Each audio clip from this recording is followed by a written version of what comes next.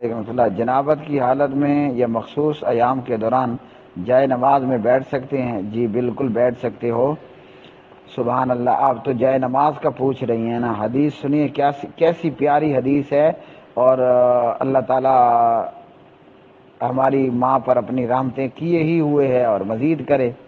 اماں جی عائشہ رضی اللہ تعالی عنہ فرماتی ہیں کہ میں اور ہم ازواج مطہرات، فرمایا کہ میں حیض کے ساتھ ہوتی تھی اور نبی علیہ السلام میری گود میں سر رکھ کر قرآن پڑھتے تھے۔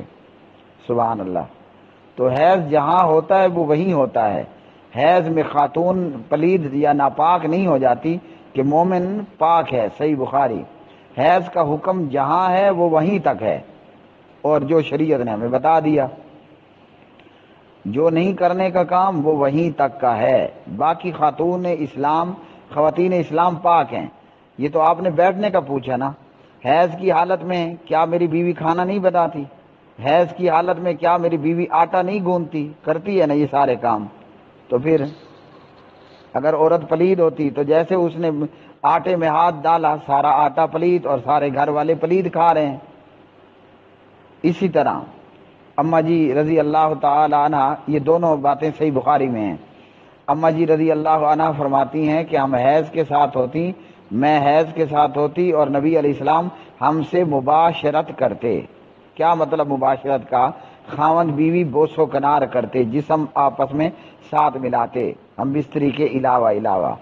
اب خاتون حیض کے ساتھ ہے، بیوی حیض کے ساتھ ہے، اور فرمایا کہ حیض بھی زوروں پر ہوتا تو پیارے نبی علیہ السلام کے کپڑوں پر حیض کا خون لگ جاتا تھا، اور جب آپ نماز کے لیے نکلتے تو اس جگہ کو دھلوا لیتے جہاں جس کپڑے میں جس جگہ حیض لگا، اور فرماتی ہیں کہ آپ جب نماز کے لیے جا رہے ہوتے تو دھلنے کی جگہ محسوس ہو رہی ہوتی، یعنی حیض کا خون تو دھل کر اتر جاتا لیکن وہ خون کا داغ یا دبا یا نشان وہ باقی رہتا تھا۔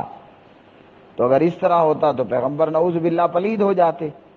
اس لیے آپ نے جو پوچھا کہ حیض کے دوران ہم جائے نماز پر بیٹھ سکتے ہیں، بیٹھنا تو آپ نے ہے، چارپائی پر آپ بیٹھتی ہیں، گدے بیڈ پر آپ بیٹھتی ہیں، صوفے چیئر پر آپ بیٹھتی ہیں، زمین پر بیٹھتی ہیں، تو جہاں جہاں عورت بیٹھے وہ جگہ پلید ہوتی رہے گی؟ ہرگز ایسا نہیں ہے۔ عورت کپڑا استعمال کرتی ہے، عورت پیڈ استعمال کرتی ہے، یا کہیں سے لیکیج ہو بھی جائے، اگر مصلی گندا ہو گیا، اگر چٹائی گندی ہو گئی، اگر بیڈ کپڑا چادر صوفہ چیئر گندی ہو گئی، تو جتنی ہوئی ہے، جس طرح ہمارے پیغمبر نے اپنے کپڑے دھو لیے آپ وہ مصلی کی جگہ دھو لیں، اور اگر کچھ بھی نہیں لگ رہا اس مصلی کو تو وہ مصلی پاک ہے۔ حائضہ عورت کے بیٹھ جانے سے وہ جگہ پلید نہیں ہوتی۔ بعض لوگوں نے یہ بھی سمجھا ہے کہ حیض یا جنابت میں جو کپڑے پہن رکھے ہیں وہ کپڑے پلید ہو جاتے ہیں، یا حائضہ کا پسینہ پلید ہوتا ہے، تو یہ ساری باتیں جھوٹ ہیں۔ مصلی تو مصلی، آپ کے کپڑے بھی پاک ہیں، اگر ان پہ حیض کا خون نہیں لگتا وہی کپڑے آپ غسل حیض اور غسل جنابت کے بعد استعمال کر سکتی ہیں۔ ہاں اگر کپڑوں پہ کچھ لگ جائے تو جیسے نبی پاک صلی اللہ علیہ وسلم وہ جگہ دھلوا لیتے تو وہی جگہ دھو لینی چاہیے، اگر کچھ نہیں لگا تو وہ پاک ہی پاک ہے جی۔